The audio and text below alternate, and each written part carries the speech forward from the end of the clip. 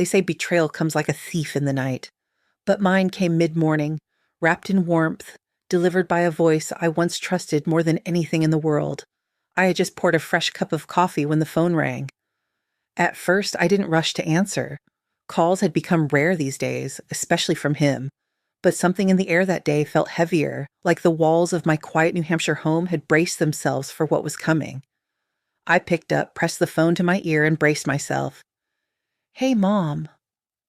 That voice, familiar, careful, too careful. My son Matthew spoke the way someone does when they know what they're about to ask will change everything. It had been almost 4 weeks since we last spoke. Not that I was keeping track out loud. You learn not to count when you're the kind of mother who waits more often than she's remembered. I told him I was fine, that I'd been busy gardening, sorting through Harold's old books, a small lie to save us both from the truth. I hadn't touched that garden in weeks, and Harold's things still lived untouched in our closet, like I was waiting for him to come home. But Matthew didn't ask. He never did. After a pause, thick enough to be deliberate, he said, "Jenna and I were talking. We think maybe it's time you stayed with us for a while." The silence that followed was deafening, not because I didn't know what to say, but because every possible response collided in my chest like a storm. Stay with them? After all this time? After years of polite distance and even colder holidays?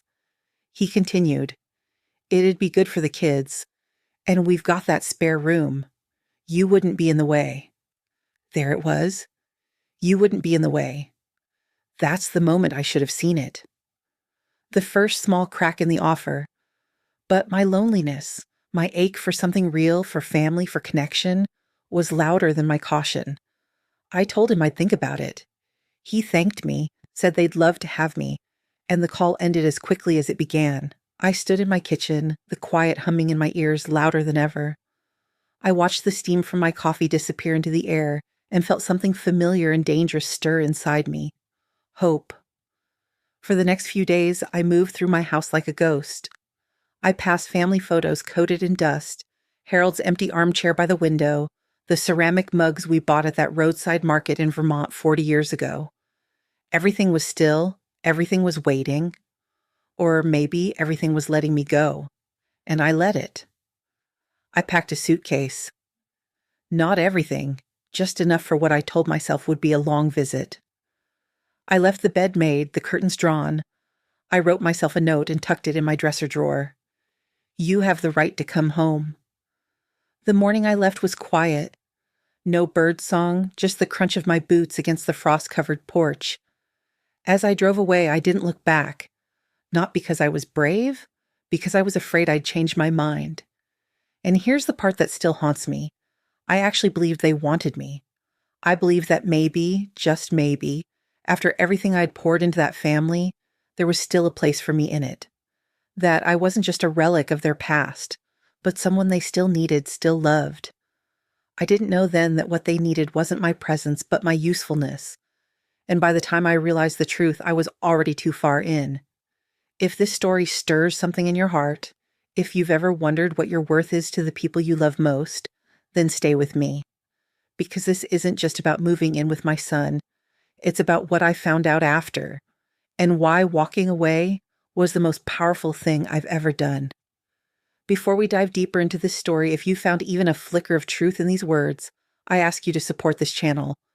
Subscribe now, not just for me, but for every silent heart waiting to feel seen. Your support gives us the strength to keep telling stories that matter. Now, before we continue, let me ask you something. If someone you love invites you to move in because they miss you, but they've barely called in months, what do you believe their true reason is? A, they genuinely miss your presence. B, they need something from you, even if they won't admit it. Leave your answer, A or B, in the comments below. I'm curious to see how many of us have learned to read between the lines. Now, back to the story. I pulled up to the house, suitcase in hand. But what waited behind that door wasn't family. It was the beginning of my unraveling. The driveway was half covered in slush, the kind that crunches under your tires but never really melts.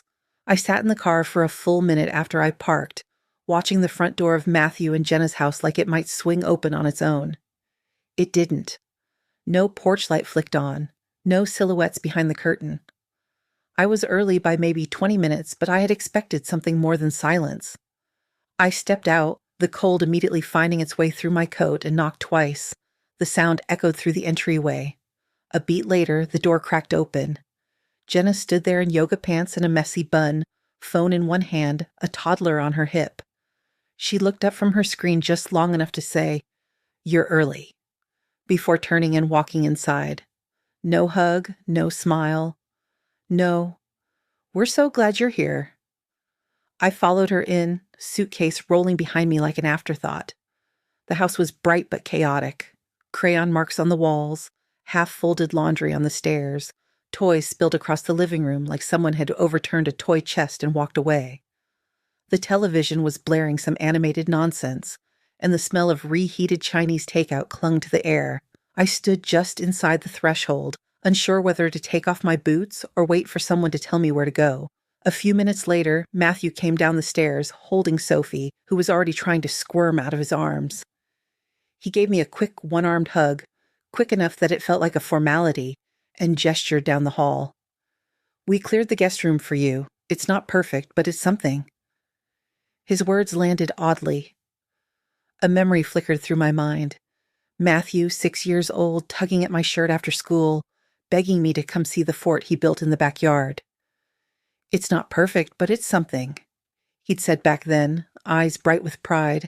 It meant something different now. Now it meant this was an afterthought, a space they tolerated, not offered. The guest room wasn't cleared. That was the first thing I noticed. The second was the air mattress sagging in the middle like it had already given up. Boxes lined the walls, holiday decorations, old electronics, an unopened baby swing still in the packaging. There was no closet space, no dresser, no nightstand. Just a folding chair in the corner with a dusty lamp on it. I set my suitcase down and smiled anyway. "This will do just fine," I said quietly, to no one in particular. That night, I lay on the air mattress staring at the ceiling. Every creak in the walls sounded foreign. I could hear Jenna's heels tapping down the hallway, the kids crying intermittently, the constant hum of the baby monitor, the flicker of a phone notification every few minutes. It was a house filled with noise, but I had never felt more alone. In the morning, I made myself useful. That's what we do, isn't it? We make ourselves useful so no one has to feel guilty about our presence. I got up early and made coffee. Real coffee, the way Harold liked it, not the pod kind they had stacked in the pantry. I unloaded the dishwasher, wiped down the sticky counters, folded the laundry on the stairs. Jenna passed by me twice and didn't say a word. At lunch, I offered to take Henry for a walk to the park nearby. He ran to grab his shoes without hesitation. For a moment, it felt like something was clicking into place. But when we got back, Jenna looked up from her phone and said flatly, "You didn't put sunscreen on him?" It was cloudy, 38 degrees. I blinked, confused. She sighed and muttered, "It's fine. Never mind." The week rolled on in a rhythm I recognized all too well, the kind where every helpful gesture is either unnoticed or gently reprimanded. I made dinner one night thinking it might give Jenna a break. Baked chicken, roasted vegetables, a warm salad. When she saw the table set, she barely glanced at the food. "Oh, I was going to order Thai," she said, more to herself than to me, and walked out of the room. Matthew muttered a thank you that didn't meet my eyes. But the children? They were different. They came to me with sticky fingers and wild questions. Sophie brought me her dolls, asked me to braid their hair. Henry begged me to read him books before bed. When I held them, when they rested their heads against my shoulder, I remembered what it felt like to be needed for love, not convenience. Still, those moments were pockets of air in a drowning sea. Every small kindness from me was met with an invisible wall. Every offer to help was either politely declined or accepted with the kind of silence that made me wonder if I'd somehow crossed a line I couldn't see. By the second week, I began to understand something I didn't want to admit. This wasn't a reunion. This wasn't about bringing me closer to the family. This was accommodation dressed up as generosity. A quiet, subtle positioning of me as someone on the outside, someone who should feel grateful, not entitled, someone who should stay quiet and be small and take up less space. But I told myself it was temporary, that things take time, that families adjust, that Jenna would warm up, that Matthew would come around. I told myself this every night as I curled onto the cold air mattress, listening to the house breathe around me like it was trying to spit me out. I told myself I was lucky to be here, and that was the worst lie of all. The days blurred into each other like watercolor left out in the rain. Morning bled into night without pause, each one echoing the last. I had become a silent fixture in Matthew and Jenna's home, present, functioning, but not quite seen. Every day began the same. I would wake before anyone else and make coffee, unload the dishwasher, pick up the trail of toys scattered through the living room like breadcrumbs from a storybook that no one wanted to read. I swept floors. I folded laundry. I wiped jelly off countertops and gave the children their baths when Jenna disappeared upstairs without a word. No one asked me to do these things, but no one stopped me either. That's the strange thing about being helpful in someone else's home. You slowly dissolve into the background, even as your hands are the ones holding everything together. I told myself I was needed. I told myself I was being a good mother, a loving grandmother. I told myself that Jenna's silence wasn't hostility, that Matthew's preoccupation was just stress, that if I kept being useful, I would eventually be loved again. Or, at the very least, acknowledged. But instead, something else began to take root, an invisible line I wasn't supposed to cross, one I couldn't see but always seemed to trip over anyway. The first time I noticed it was about the washer. It was late morning, and I had just put in a small load of towels. Jenna passed me in the hallway and said with a tight smile, "Hey, could you maybe do laundry at night instead? The electric bill's been crazy." Her voice was light, but her eyes weren't. I nodded, apologized, folded the towels extra neatly. But the next day, I caught her sighing when I left the bathroom light on too long. Then it was the thermostat. Then the groceries. Every gesture I made seemed to be tallied, scrutinized, quietly judged. I began to feel like a guest overstaying her welcome, but worse than that, a burden that no one wanted to acknowledge out loud. A presence they would rather reshape into convenience than connection. One evening, as we sat down to a dinner I had made, meatloaf, green beans, mashed potatoes the way Matthew used to love them, he cleared his throat. I knew that sound, the one he used when he was trying to cushion something he didn't want to say. "Mom," he began, not quite meeting my eyes. "Jenna and I were talking. Things are a little tight right now, just until we get through the next couple months. We were wondering if you'd be willing to help out with the mortgage. Just a little. Temporarily." He said it like he was embarrassed, like it was a hard thing to ask, but something in his voice told me it wasn't the first time they had discussed it. It had been decided. I was just being informed. I didn't hesitate. Of course I said yes. What else was I going to say? I dipped into my savings, the account I'd promised myself I'd leave untouched unless for an emergency. This wasn't technically mine, but it was for family. I had always believed that's what family does. We show up. We fill the cracks, cover the gaps, carry the weight when others stumble. I wired the money 2 days later, enough to cover half that month's payment. Matthew hugged me that night. Jenna said thank you. But the next month, no one asked. The request didn't come. The expectation did. And so I paid again. And again. At first, I tried not to mind. I wanted to feel needed. But the more I gave, the less I existed. It wasn't about money. It was the way they received it. As if it was owed. As if it were my rent for occupying space in their house, breathing their air, folding their children's laundry. And I began to notice things. The online shopping bags Jenna brought home, glossy and expensive. The way Matthew's phone lit up at night, screen tilted away from me whenever I walked into the kitchen. The quiet, clipped conversations they had behind closed doors. The tension thick enough to slice. Still, I stayed quiet. Still, I cleaned, cooked, comforted. One morning, I found Henry's favorite stuffed animal torn along the seam. I spent an hour stitching it back together before he woke up. He smiled when I handed it to him, arms wide. Thank you, Grandma. I held on to that moment like a lifeline. I needed to believe I mattered. But in truth, I had become something else. A wallet with a heartbeat, a maid with family ties, a stand-in parent for moments when it was convenient and invisible when it wasn't. I remember lying awake one night listening to the house settle. The air mattress creaked beneath me with every breath. I stared at the ceiling and tried to count the days since I'd been called Mom with real warmth. Since someone asked how I was doing. Since I felt like anything more than a body in the background. I had always imagined that growing old meant becoming softer, more cherished.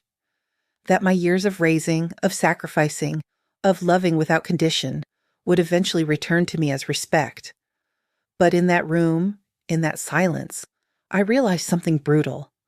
Respect doesn't come automatically, and love, without acknowledgement, is just labor. I turned over and pulled the blanket to my chin. Somewhere downstairs, Jenna laughed at something on her phone. Matthew paced in the kitchen, whispering into the receiver. I closed my eyes and tried not to cry. This wasn't a home, not for me. It was a transaction. And somewhere along the line, I had paid more than I could afford. It happened on a Thursday. Not with a scream, not with a slammed door, or an argument that rattled the windows. Number. It happened quietly, during dinner, like most endings do. It came wrapped in the ordinary, masked as routine, until it opened its mouth and showed its teeth. I had spent the afternoon preparing a roast, not because anyone asked, but because something in me longed for normalcy, for tradition. The scent of garlic and rosemary filled the house the way it used to when Matthew was a boy. I even folded the napkins into triangles and placed them just so on the plates. Sophie helped me set the table, her tiny hands carefully placing forks beside mismatched dishes, and Henry picked flowers from the yard, which we placed in an old mason jar in the center. It felt like a small victory. When I called everyone to dinner, only Matthew and the kids came down. Jenna was still upstairs. We sat anyway. I carved the roast, poured juice into plastic cups, helped Sophie tie the bib around her neck. It wasn't perfect, but for a fleeting second it felt close to something that mattered. Halfway through the meal, Jenna finally descended. She didn't look at the table. Her eyes went straight to her phone, thumbs tapping without pause. She glanced at the roast on her plate, then back at me with something unreadable in her expression. "You should have asked," she said flatly. "I don't eat red meat." She didn't sit, didn't touch the food, just grabbed a protein bar from the pantry and walked back upstairs. No explanation, no gratitude. Just that one sentence. Cold, efficient, dismissive. The silence that followed was brutal. Matthew kept chewing. Sophie dropped a spoon. Henry asked if he could be excused. I nodded, my voice caught somewhere between my ribs and my throat. When the kids had gone and the table was quiet again, I tried. I really did. "You know," I said softly, "if we all ate together more often, the kids might learn to sit longer at the table." Matthew's fork paused midair. He didn't look at me, just said, "We're a little overwhelmed, Mom. Things are busy." Then Jenna's voice came from the hallway, not loud, but sharp enough to slice. "You're always making little comments, Elaine," she said, "like we don't know how to run our own home." I blinked, startled. "I didn't mean it like that," I replied quickly. "You do a lot of talking," she interrupted, stepping into the room just long enough to set her protein wrapper on the counter.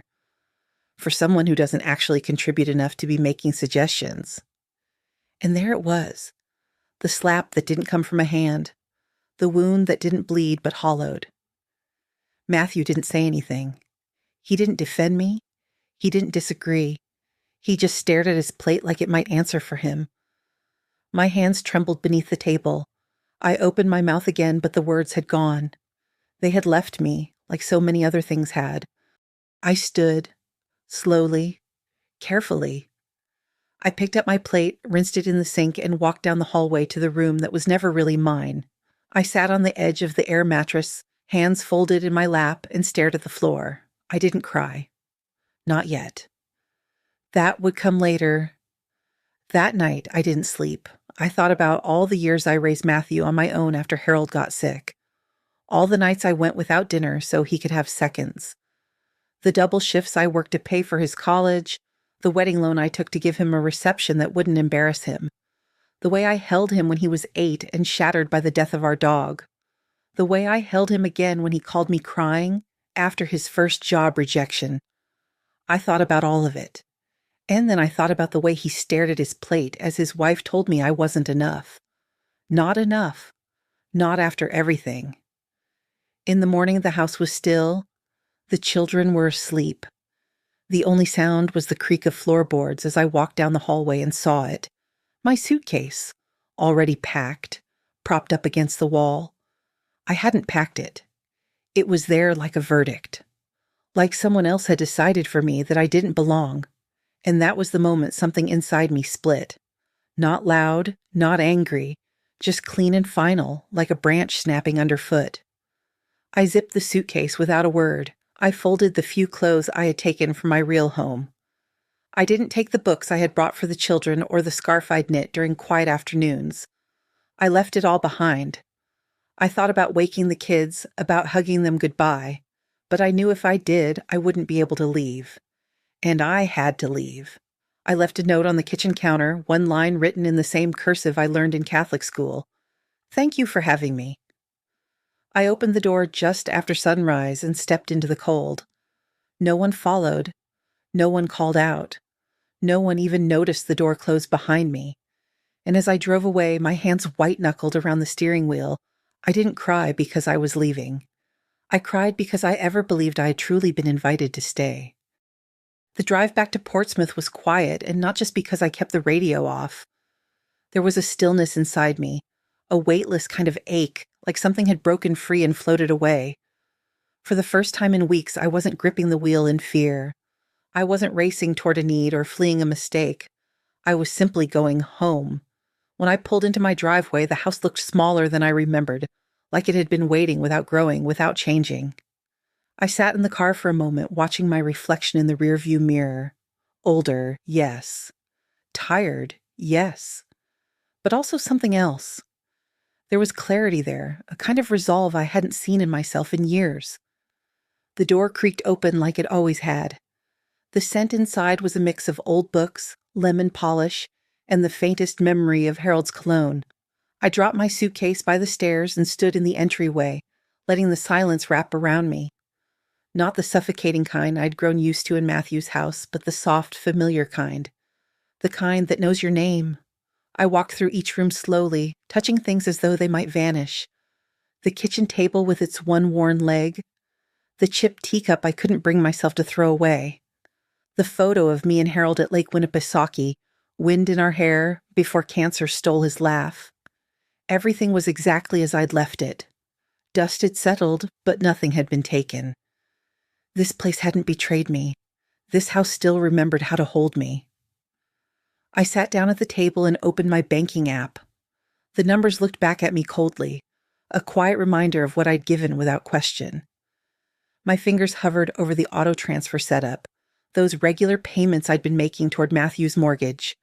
Click, cancel, click, cancel, click, cancel. Each deletion felt like a door closing, not with anger, but with finality. That afternoon, I lit a fire in the living room and let it burn low while I read a book I hadn't touched in years. I didn't cook dinner. I didn't turn on the news. I didn't wait for a phone call that wouldn't come.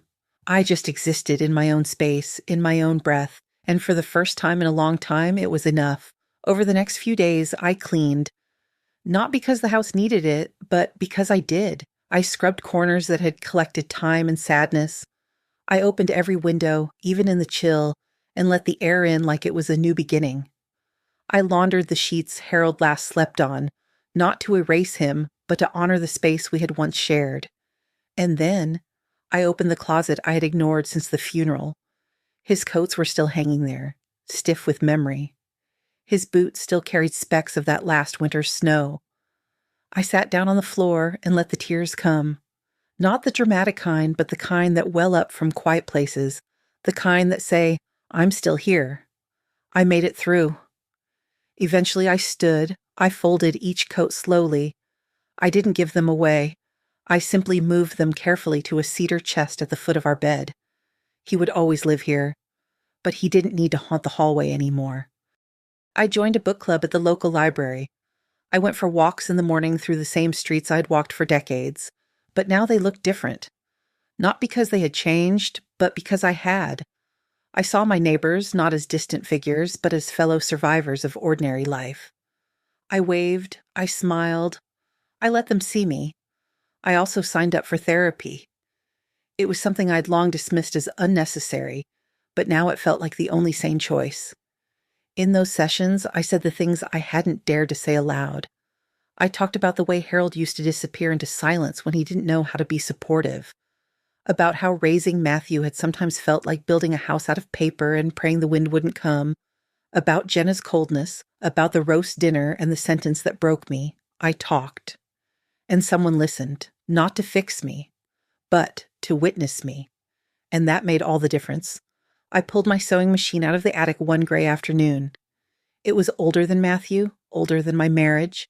I dusted it off, oiled the gears, and ran my fingers along its edge like it was a relic of a version of me I'd forgotten. I started stitching again. At first, it was just repairs, curtains, a torn scarf. But soon I was making tote bags, aprons, pillowcases. I set up a small online shop, nothing fancy, just a space that belonged to me. One evening, I packaged 2 parcels for Sophie and Henry. Inside were storybooks, warm socks, hand-sewn mittens, and a small box of colored pencils. No notes, no explanations, just love, silent, steady, unconditional. I mailed them with no expectation of response. The act was enough. A few days later, I passed by Jenna's Instagram page out of sheer habit. I saw the kids holding the mittens. Sophie had drawn a crooked heart on the box with one of the pencils. There was no caption, no tag, but I knew. And that was enough. I wasn't trying to be part of their lives anymore. I wasn't asking to be welcomed back. I was simply loving from afar, with clear boundaries and no illusions. I learned something in that silence. Peace isn't the absence of noise. It's the presence of self, the presence of being fully rooted in your own worth without needing validation to survive. I hadn't disappeared. I had returned. Not to them, but to me. And that was where I needed to begin again. It started with a feeling I couldn't explain. A tightness in my stomach, a whisper in my mind, a flicker of unease that wouldn't leave me alone. I had begun to sleep more peacefully in my own bed, eat with intention again, even laugh at the television now and then. But this quiet dread, crept in one cold night and refused to let go. It was nearly midnight when I got out of bed and sat at the kitchen table, lit only by the soft blue light of my laptop screen. I told myself I was just going to check on a few things. Nothing serious, just peace of mind. But what I found sent a chill down my spine that had nothing to do with the temperature outside. Buried in an unread folder of bank emails was a notice I'd missed. A withdrawal, large, dated back to when I was still living in Matthew and Jenna's house. It wasn't a mortgage payment. The vendor's name was unfamiliar, vague. I Googled it. It was a gambling site. I stared at the screen. Breath caught in my throat. My hands moved on their own, pulling up more statements, scanning through charges I hadn't noticed before. More withdrawals. Hundreds of dollars. Different dates, different amounts. All leading to the same place. All while I was folding laundry, reading bedtime stories, cooking meals for a family that treated me like a ghost. My son, my Matthew, had taken the money I gave in good faith and fed it to something hollow and hungry, and suddenly everything made sense. The late-night pacing, the guarded looks, the requests that became expectations, the silence, the shame, the pretending. I sat still for a long time, too stunned to cry. I wasn't even angry. Not yet. What I felt first was heartbreak, not for the money. I could make more money. But for the lie, for the trust that had been broken so casually, like it didn't even matter. It wasn't desperation that had driven him to ask for help. It was dependence. It was secrecy. It was a hole he didn't want to climb out of because someone else could keep filling it. And I had done that. Willingly. Blindly. When the tears finally came, they weren't loud. They slid down my face silently, the kind that don't cleanse but carve. The next morning I acted. I opened a new savings account under a different bank. Transferred every last cent. I called to cancel the card I'd once handed Matthew for emergencies. I shut down every remaining connection, financial, digital, emotional, that he could reach into without looking me in the eye. Then I changed the locks on my front door. It felt dramatic. But it also felt sacred. Like a ritual. Like reclaiming sacred ground. Afterward, I brewed tea and sat by the window as the early morning light bled into the room. I held the warm mug with both hands and whispered into the quiet. No more. Not a scream. Not a declaration. Just a truth that needed to be said aloud. Days passed. I didn't respond to Matthew's texts. Didn't answer his calls. I saw the messages pile up, soft at first, casual, then uncertain, then urgent. He asked if the bank had contacted me. He said something odd happened with the mortgage account. He wondered if maybe I'd forgotten to send a payment. I didn't reply. He tried a new tactic, guilt. Jenna says you changed your number. Are you okay? You've been acting strange. Still, silence. I watched from a safe distance as cracks began to form in their world. Jenna posted fewer pictures on social media. The curated smiles faded. The captions became vague. The children, once always dressed in new clothes, began appearing in the same jackets. Then, eventually, they vanished from her feed altogether. One afternoon, I was scrolling through a local classified site when I saw it. An ad, gently used sectional sofa, must pick up, urgent. It was their couch. I recognized the pillows.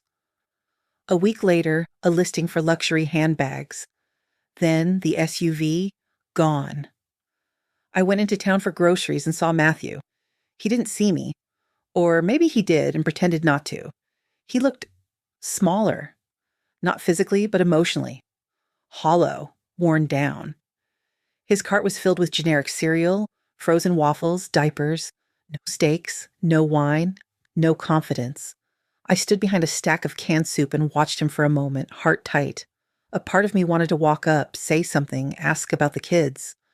But then I remembered Jenna's voice, sharp and cold in my ear, telling me I didn't contribute enough. So I let him pass. That night, I cooked a full meal for myself. Real food, a roasted chicken, roasted root vegetables, warm bread. I lit a candle. Not for anyone else, just for me. I set the table with the good dishes and poured myself a glass of wine. And when I sat down, I didn't feel lonely. I felt sovereign. Christmas came quietly. No tree in their photos, no matching pajamas, no captions, just silence. Then, on Christmas Eve, there was a knock at the door. I wasn't expecting anyone. I peeked through the window. No car outside, just a box on the porch, wrapped in brown paper. Inside were two smaller packages, one labeled Grandma, the other Mimi, Liam's name for me before he could say my full name. I opened them slowly, heart in my throat. The iPads I had sent weeks ago, decorated now with glitter, stickers, crayon drawings. On one was a note written in a child's uncertain hand. We miss you. Merry Christmas. Come back soon. I sat on the floor, cradling the box, and cried. Not for Matthew, not even for Jenna. For the children. For what they were caught in. For what they didn't yet understand. The next morning, I packed another box. Warm coats I had bought and never sent. Hand-sewn scarves, books, small wooden toys. And one note, a grandma's love doesn't need permission, it's always yours. I mailed it with no return address. Because love, real love, doesn't disappear, but it can stand back. It can say, I'm here, just not on your terms, not anymore. The call came on a Tuesday evening, just as I was folding laundry in the den, a soft folk record spinning on the old turntable. I almost didn't answer. By then, I had learned the quiet was no longer something to escape, but something sacred. Silence had become a friend I didn't have to explain myself to, but something told me to pick up. Mom. Matthew's voice cracked through the receiver, thinner than I remembered, almost brittle. I paused, heart bracing, the laundry falling still in my lap. I need to see you, he said, and this time there was no rehearsed calmness, no guilt-coated charm, just exhaustion, honesty. I told him I'd be home the next day if he wanted to stop by. Nothing more. At exactly 2 the following afternoon, I heard the gravel crunch under his tires. I looked out the window before opening the door. He was thinner, but not in the same way he had been before. This wasn't the kind of thin born from neglect. It was the kind that comes from carrying too much shame and too little sleep. His coat looked second-hand, his eyes heavy, his shoulders hunched, not in arrogance, but in surrender. He stood on the porch like a man unsure if he had the right to be there. I opened the door without a word. He stepped inside like someone visiting a place that used to be his, but hadn't felt like home in a long time. He sat on the edge of the couch, elbows on his knees, hands clenched together. I sat across from him in Harold's old armchair, the one I hadn't let anyone else touch since the funeral. I messed up, he said quietly, eyes focused on the floor. You don't have to say it. I already know. I said nothing. I waited. I think I'm addicted to online betting. I didn't want to be. I thought I could stop. But every time I got anxious or overwhelmed, I just opened my phone. One click, then another, then more. His voice broke as he continued. The house is 2 months behind. Jenna's angry all the time. The kids don't understand why the heat doesn't work at night. She's talking about moving back to her mom's. I don't know what to do. He rubbed his eyes with the back of his hand like a child, and then came the question I had been bracing for. Can you help us? Just this once. I swear I'll pay you back. I just need a little push. I stood and walked into the kitchen, my movements slow, deliberate. I returned with a folder, thick, worn, filled with papers I had been working on for weeks, even though I hadn't realized it until now. Inside was a payment plan, a list of rehab programs, the contact for a support group in town, and a separation checklist, terms for disentangling his finances from Jenna's. I handed it to him and sat back down. This is what help looks like now, I said. I will pay the overdue amount, once. Not because I owe you anything, but because I want to give you the chance to save yourself. But if you want that chance, there are conditions. He opened the folder slowly, eyes scanning the pages. His hand shook. You attend therapy, you go to meetings, you work a job, any job, you check in weekly, and you separate your finances from Jenna's completely. No joint accounts, no shared credit cards. If you stay tied to her chaos, I'm out. His mouth opened to protest, then closed again. He stared at the checklist, the paper trembling in his lap. Finally, he nodded. I don't know if she'll go along with that, he murmured. That's not your excuse anymore, I said calmly. You don't get to put your recovery in someone else's hands. You either build your life or you watch it collapse. But you do it on your own terms this time. Not hers. Not mine. Yours. He nodded again, more firmly now. Okay. I'll do it. We shook hands. Not a warm embrace, not a tearful reconciliation. Just 2 adults acknowledging a transaction of accountability. At the door, he paused, hand on the knob. I never realized how much I leaned on you, he said. Until you stepped away. I looked at him, not as my son, but as a man stripped bare of his illusions. That's the thing about leaning, I said. It only works until the person holding you up moves. He nodded slowly, then left without another word. I stood at the window and watched him drive away, the wind lifting the edges of the papers he had tucked under one arm. I didn't cry. I didn't feel triumphant. What I felt was something much quieter. Space. The first real space between me and the old version of myself that had sacrificed until she disappeared. Over the next few weeks, he kept his word. Mostly. He called. He sent updates. He forwarded confirmation from his meetings. He mentioned applying for a delivery job. He hadn't moved out yet, but he was talking about it. I didn't tell him I was proud. Not yet. Pride had to be earned. Not by groveling, but by showing up, again and again, when it's hard, when no one is watching. I mailed a package to the children with no note. Just warm socks, new markers, and 2 photos. One of me and Sophie baking cookies last spring, the other of Henry holding up a birdhouse we'd painted together. I didn't know if Jenna would throw them out, but I wanted the kids to remember what joy used to look like. The world around them was changing, but I wouldn't be the one to tell them how or why. Sometimes the best thing a person can do is quietly step back and let the fire burn out on its own. Matthew's path was just beginning, and for once I wasn't going to lead him through it. I was just going to hold the light from afar. If he found his way back, it would be with his own hands.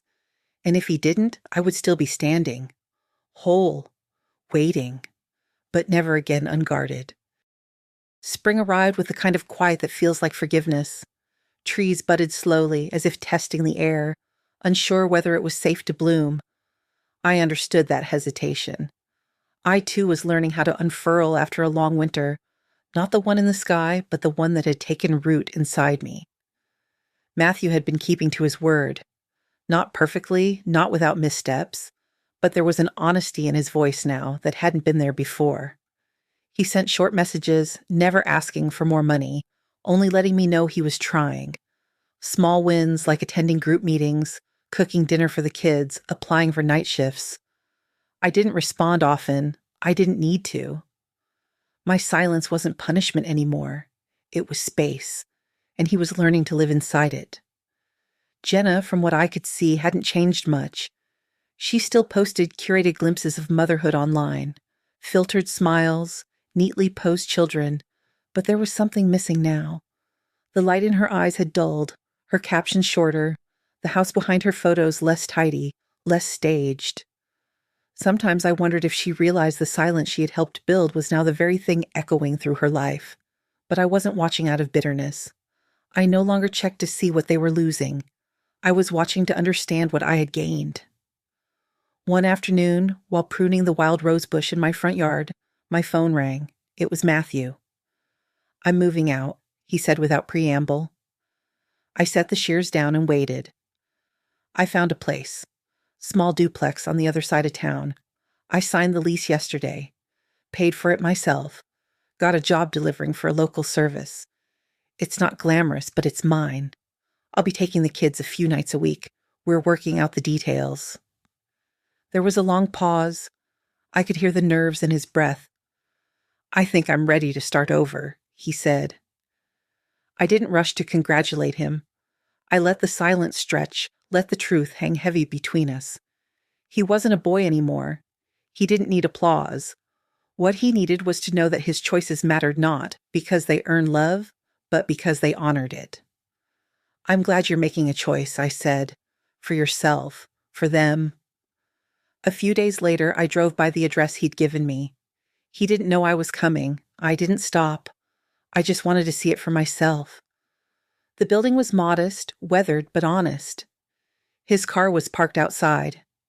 In the front window, I saw a small table with 2 chairs, a laundry basket near the door, a lamp still wrapped in plastic. It looked like the beginning of something hard, but real. He came by the next evening, knocked gently. This time, I let him in without hesitation. He looked different. Not just physically, though he'd gained some weight back, shaved, stood a little straighter. It was in his eyes. There was clarity now, and something else too. Ownership. He didn't sit right away. He walked the perimeter of the living room like he was remembering how big it once felt as a child. Then he turned to me. "I wouldn't have done it without you," he said. I tilted my head, unsure if that was gratitude or guilt speaking. "No," he added quickly, "not because you gave me money. You didn't fix it for me. That's why it worked. You let me feel the weight of it. And still, you didn't disappear. I looked at him for a long time, trying to hold all the versions of him in my mind at once. The boy who once held my hand crossing the street, the teenager who slammed doors, the man who let his wife humiliate me without a word, the broken father standing now in front of me trying to build something new. You did it, I finally said, because you had to, and because this time you didn't ask someone else to carry you there. We sat at the kitchen table for a while. I made tea. He told me about the kids, about their routines, the way Sophie now insisted on brushing her own hair, the way Henry had started reading full books. I listened, but not as a mother waiting to jump in. I listened as a witness to someone else's journey. When he stood to leave, he hugged me, not out of guilt, not out of habit, but because he wanted to. And I returned the embrace with arms that had learned how to hold without holding on. After he left, I walked through my quiet house room by room. I lit the candle on the mantel beneath Harold's photo and watched the flame flicker. The silence now was warm, not empty, not abandoned, just mine. Later that week, I mailed one last package to the children. Inside were 2 frame photographs, the one of me and Sophie rolling out cookie dough, and another of Henry in my backyard, holding a worm like it was treasure. I didn't include a note. The images said enough. And for the first time in years, I felt something I hadn't dared believe I would feel again. Closure. Not the kind that slams doors or breaks things. The kind that arrives slowly, like morning light through a drawn curtain. Gentle, inevitable, final. Matthew had a new beginning. So did I. Separate, strong. Still bound by love, but no longer tangled in sacrifice. I stepped outside into the garden and watched the wind move through the trees. The petals of the first bloom brushed my fingers. And I knew. I hadn't lost my family. I had simply found my way back to myself. Looking back on this story, on Elaine's story, it's impossible not to feel the weight of every quiet sacrifice, every swallowed word, every moment she gave more of herself in the hope that love would return the favor. From the moment her son Matthew's careful voice cracked through the phone and invited her into a home that didn't truly welcome her, to the slow, painful realization that what she thought was family was really a transaction, this journey was never about just one event. It was about rediscovering worth in the face of invisibility. Elaine had believed, like many of us do, that motherhood is a contract written in permanent ink. That no matter how old your children become, no matter how far they drift or how selfish they turn, the mother keeps showing up, keeps giving, keeps sacrificing. And for a long time she did. She folded herself small enough to fit inside someone else's life, one that barely had room for her. But what makes this story powerful isn't just the pain, it's the awakening. It's the moment she recognized that love, without boundaries, becomes servitude. That presence without respect becomes exploitation. Elaine's departure wasn't a rebellion. It was a reclamation. She didn't leave to punish. She left to protect the part of herself that still believed in warmth, in kindness, in self-respect. She went home, not just physically, but emotionally. She walked back into the silence of her own house and turned it into music. She cleaned not because she had to, but because she was making space for herself again. She cooked for one, and it was enough. She sewed not for others, but for joy. She began to speak aloud the truths she had hidden for decades, and in doing so, remembered that her voice mattered. And when she learned the full depth of Matthew's betrayal, not just the emotional negligence, but the financial deceit, it didn't destroy her. It revealed to her what she had been refusing to admit, that sometimes, even the people you love most can become a source of harm when they refuse to take responsibility for their choices. Her response wasn't revenge, it was removal. Not silence as a weapon, but silence as a shield. Yet the beauty of this story is that it doesn't end in bitterness. Elaine didn't cut her son off forever. She gave him the opportunity to do the hardest thing a person can do, grow. And when Matthew showed up, broken, humbled, willing to begin again, she offered him a new kind of love, one with boundaries, one that honored both of them. Not the mother saving the son, but a woman supporting a man who was finally willing to stand on his own feet. This wasn't about forgiveness in the traditional sense, it was about accountability. Elaine gave Matthew the tools, the structure, the chance, but not the crutch. And because of that, he was able to rebuild from the ground up. Not because he was rescued, but because he chose to rescue himself. So, what's the lesson in all of this? It's simple, and yet it's the hardest truth for many of us to accept. Love is not a license to disappear inside someone else's needs. Love is not permission to abandon yourself in the name of family. Real love, healthy love, mutual love has boundaries. It has standards. And it requires both parties to show up, not just to take, but to see, to appreciate, to give back. Elaine's story teaches us that you can still be a loving parent, a kind person, a generous soul, and walk away when you are being diminished. That staying silent in the face of mistreatment is not strength. Speaking your truth, stepping back, and choosing peace is.